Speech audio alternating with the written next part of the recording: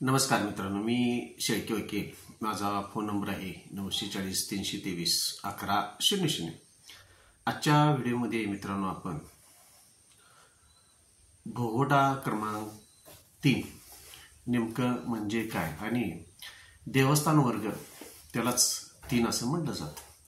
आपण पाहतो प्रत्येक गावामध्ये सरासरी देव, मठ, अनेक देवांची मंदिरे असतात, मठ असतात. तर ह्या मठाकडे मंदिराकडे जमीन असते आणि सदरची जमीन असते ही वर्ग 3 मधील जमीन असते. तर ही जमिनीचा उद्देश वगैरे हे आपण जरा थोडक्यात आपण त्यात बघत आहोत.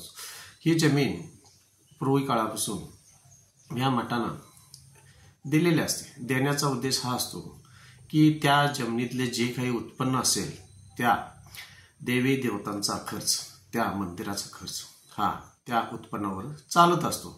त्याला ही जमीन देवस्थानची जमीन म्हटलं जातं आणि कायद्याच्या दृष्टिकोनातून त्याला भोगवटा क्रमांक 3 असं म्हटलं जातं. सदर जमिनी हा त्यामधील जे काही उत्पन्न असेल ते संपूर्ण देवासाठी खर्च करायचा असतो. आता देवता ही कायद्याच्या दृष्टिकोनातून पर्सन अशी समजली जाते आणि अशा देवतांना अशा जमिनी धारण करण्याचा, विक्री करण्याचा, खरेदी करण्याचा अधिकार कायद्याच्या दृष्टिकोनातून प्राप्त झालेला आहे.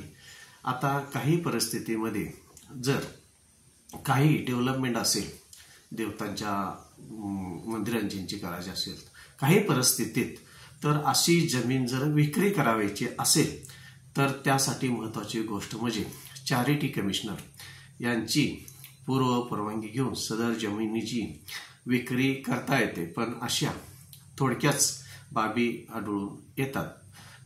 शक्यतो अशा जमिनीची विक्री करता येत नाही आणि अशा जमिनीची विक्री बेकायदेशीररित्या जर त्या जमिनीचे धारण करणारे किंवा त्यामध्ये असणारे कुळ किंवा पुजारी, पूजा करणारे इतर कोणी विकण्याचा प्रयत्न केला तर ती विक्री बेकायदेशीर ठरू शकते. आता ही जमीन देव देवता ही कसू शकत नसतात, कारण मूर्ती ही आपल्या कायद्याच्या दृष्टिकोनातून देवदेवता समजली जाते.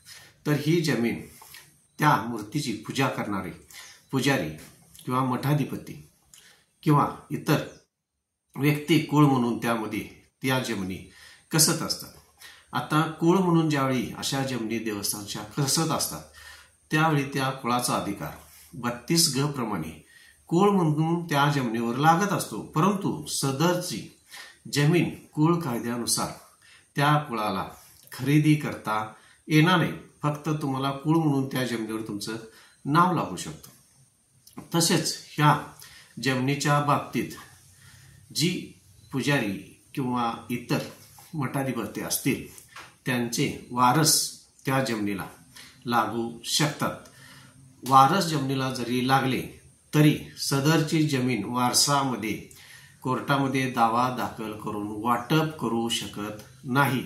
याचा अर्थ समजा एखाद्या पुजाऱ्याला 4 मुलं आहेत आणि सदर 4 मुलांमध्ये सदरची जमीन वाटप करून द्यावायची असल्यास अशा जमिनीचे वाटप होत नाही. तर समजा पूजा एखाद्या मंदिराची जर पुजारी पूजा करत असेल आणि तो मयत झाला असेल आणि त्याला जर 4 मुलं असतील तर अशा जमीन ही कुणाकडे द्यायची का त्या चौघामध्ये वाटून द्यायची असा प्रश्न निर्माण झालेला असतो.